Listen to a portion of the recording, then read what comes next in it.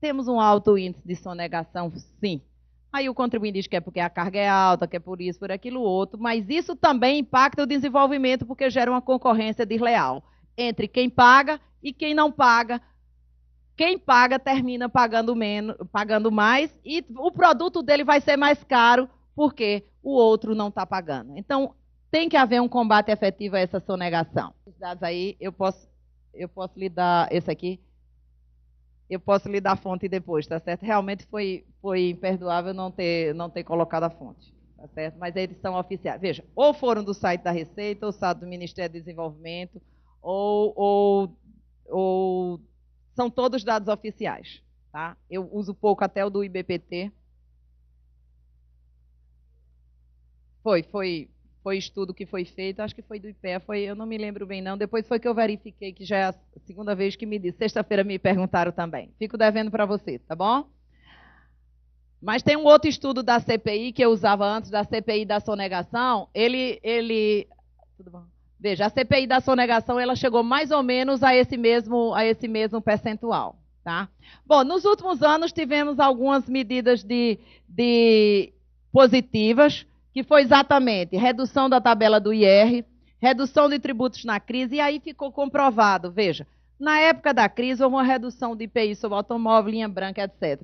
Não houve queda de arrecadação no global, embora o imposto em si tenha diminuído, claro, porque deixou-se de arrecadar, mas passou-se a arrecadar mais as contribuições, o ICMS, ou seja, no global, quando se reduziu o tributo, a arrecadação como um todo não caiu, porque houve um estímulo à produção, à aquisição de produtos e consumos. E aí, só para ver como todo mundo gosta de criticar recentemente, mas aí com isso teve mais carro na rua e as ruas não estavam preparadas para tanto a veículo. Então, você vê que, na verdade, no Brasil, a gente teria que ter um plano nacional de desenvolvimento, onde tivesse que fazer uma malha, porque se você mexe no item, você afeta todos os outros. Então, reduziu o IPI, aumentou o emprego, não reduziu a arrecadação, as estradas não estavam prontas para aguentarem os carros, né? Minha Casa Minha Vida, o Refis, que foi muito criticado. Ora, se a carga tributária é alta, muita gente não pode pagar. Então, precisa vir um refis, porque pior do que alguém pagar pouco no parcelamento é não pagar. Tá? Então, precisa se rever realmente. Claro que refis de 3 em 3 anos, né? Há um estímulo a que se... Opa, vou esperar o próximo refis. O próximo refis será o refis da Copa, né? Porque foi 2000, 2003, 2006, 2009 e agora o próximo será provavelmente 2012, né? Mais crédito, o super simples que virou o super complicado e reforma tributária que não houve, apesar de dizerem que temos mais um projeto de reforma tributária. Na realidade, tínhamos que ter uma reforma do Estado. Enquanto nós não decidirmos que Estado queremos fazendo o quê, de repente nós vamos até descobrir que essa carga é pequena. Tá? Por quê? Porque uma coisa é a carga tributária que se paga e outra coisa é a que se sente efetivamente no bolso. Se você não tivesse que pagar saúde, educação, etc., você poderia pagar mais imposto realmente. Então, temos que ver qual Estado que queremos, fazendo o quê e quanto precisamos ter. Mas só que esse discurso do gasto, da despesa e do destino dos recursos nunca se faz. Dr. Everardo Maciel, há algum tempo, disse que a maior frustração da vida dele foi quando ele era secretário, o ministro chegou para ele e disse, vamos reduzir gasto. Aí ele disse que juntou uma equipe eficiente, 6 meses, fez lá, corta de cá, disse, pronto, vamos cortar 1 bilhão. Ele todo satisfeito, chegou lá no Congresso, vamos cortar 1 bilhão. Todo mundo, pô, maravilha. Onde nós vamos botar esse 1 milhão que você cortou? Né? Ou seja, esse 1 bilhão seria para quê? Não precisamos mais aumentar o imposto aqui, ele vai ser para investir, etc., mas aí imediatamente já queriam dar outro destino. É preciso equilibrar as coisas, ou seja, racionalidade e simplificação e a melhoria do gasto. Enquanto não conseguirmos fazer esse equilíbrio, vamos sentir a carga tributária cada vez mais, embora ela possa até percentualmente estar sendo reduzida. Ou seja, se aumentar o PIB, a nossa carga tributária permanecendo a mesma, ela vai reduzir percentualmente. Mas nós vamos continuar sentindo a mesma coisa ou até sentindo mais. Então, a melhoria do gasto, o destino do recurso precisa ser, sim, revisto. Ou seja, precisamos de uma reforma tributária abrangente, que só temos tido remendos e remendos mal feitos, transparência, simplicidade, eficácia. Nosso sistema é eficiente, mas ele é eficaz? Essa pergunta que nós, como cidadãos, antes de sermos funcionários públicos, advogados profissionais, nós somos cidadãos. Neutralidade e a questão da desburocratização. Então, esses são pontos básicos que necessitam ser refletidos e ser revistos numa reforma tributária. Tá? E temos, sim, excesso de carga tributária. Só para você ver a carga tributária, como ela é pesada sobre a produção. Você chega aqui, o pão, você paga 14%. Arroz, 15%. Carne, 17%. Gás de cozinha, que é um insumo que todo mundo gasta, 34%. Telefone, 46%. Energia, 48%. Então, você vê gasolina, 53%. Tudo isso são tributos, isso são insumos, e esses insumos entram em todas as atividades. Então, as pessoas pagam diretamente quando consomem e indiretamente porque esse produto ele tem uma alta tributação. E aí nós temos produtos mais essenciais ainda. E descobri que a tributação, inclusive, ela é mais alta para as mulheres. Nada contra os homens, adoramos vocês. Mas as mulheres terminam pagando mais imposto do que os homens. Veja, flores para os homens nos mandados, 17%. Jantar, 32%. Adoçante para manter a linha, 37%. Celular, absurdo, né? Porque você paga um imposto alto na conta. Aí, celular hoje é um absurdo, né? Ele fala, tem internet e tudo, só não tem, sabe o quê? Espelho. Você olha para o celular e não dá para você ver se você está bem. Muito bem. O seu tem? Olha, está vendo? Já apareceu. Vinho para a gente, quando o namorado, o marido leva a gente para jantar, 52%. É um desestímulo, realmente, né? Ó, a amiga ali já passou por esse problema, né? Minha filha, sangria, sangue de boar, qualquer coisa, Coca-Cola, mas não deixa de sair.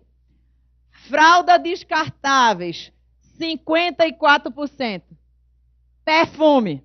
Como é que a gente vai andar cheirosinha, bonitinha, com 78% no perfume? Né? Vocês também estão preocupados com isso?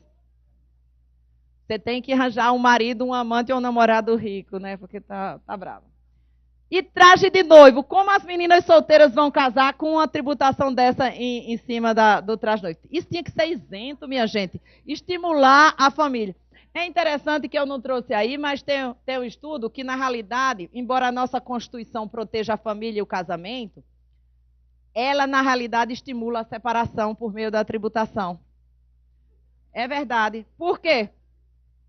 Porque quem se separa e paga a pensão é totalmente dedutível. E quem recebe, paga.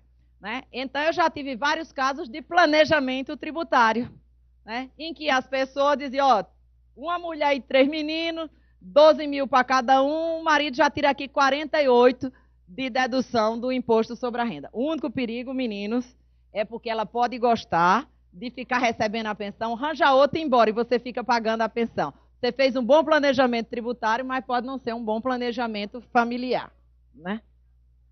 Olha aí, tá vendo? Ó. Muito bem, então nós temos sim uma tributação muito alta. E aí fica uma sugestão, se querem aumentar a arrecadação, por que criar CPMF? Eu penso que deveríamos o quê? Adotar a teoria de Gonzago Otárola. Né? Ele escreveu um livro que, pela primeira vez na história, um livro é escrito por um não lindo. Né? E ele sugere que seja criado um tributo sobre a beleza. Né? Ou seja, os mais bonitos, como Xuxa, pagariam mais. Rodrigo Lombardi estaria na alíquota maxíssima, né? O Mauro da novela das 8. Né? A colega aqui, Ana, provavelmente estaria naquela alíquota maxíssima. Né? E ele teria direito à restituição. E esse tributo é muito interessante pelo seguinte, todo mundo ia querer dizer que estava na alíquota máxima e ninguém iria querer dizer que tinha direito à restituição, né? Porque implicava confessar o que tinha acontecido. Bom, gente, eu acho que a gente tem que sair dessa relação onde o fisco seja visto sob essa forma e o contribuinte, e passar para uma relação mais amena, onde os dois convivam bem. Obrigada.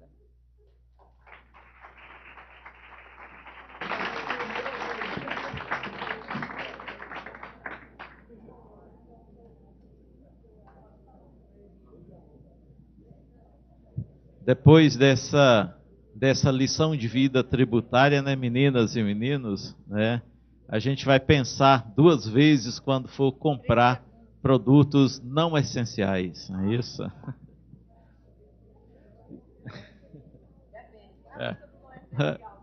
Exatamente, depende da avaliação.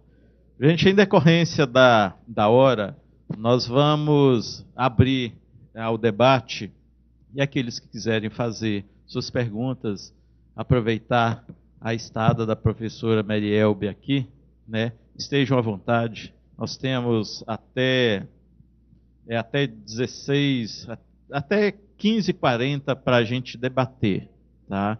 Então estejam à vontade para fazer as perguntas. Eu não vou perder a oportunidade de fazer um questionamento. No almoço, nós estávamos conversando com a professora e dizia que, apesar do conhecimento técnico da matéria, da sua postura estética, ele ia ter dificuldade de conseguir manter essa plateia acordada.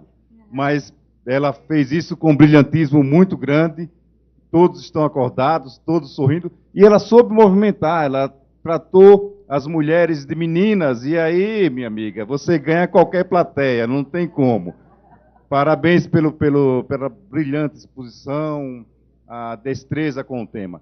Mas, como nós tivemos de manhã aqui o doutor Marcos Vinícius falando sobre planejamento tributário, e aí eu provoco o outro lado de advogada, o que é que a senhora entende, como é que vê essa possibilidade da norma antielisiva, que a Receita tem trabalhado nesse sentido, e realizou até um seminário internacional para tratar desse tema. Então, essa norma que a Receita está buscando a construção, que trata da antielisão. Bom, pelo amor de Deus, não me chame de professor, disseram que eu me sinto mais velha. Não sei se foi idade, mas sou uns 10 anos mais nova do que você. Né? Olha, gente, realmente a questão do planejamento tributário hoje ela está muito forte. Inclusive o doutor Marcos Vinícius Neder, com toda a sua competência, eu digo para ele o seguinte, eu gosto, como cidadã eu adoro o seu trabalho, mas como advogada estou odiando. Né? Ele mudou a forma de visualizar o planejamento tributário. E nós tivemos a Lei Complementar 104 em 2001, que trouxe aquela possibilidade de desconsideração. E, naquele momento, se tentou fazer a regulamentação pela MP 66 e foi vetado.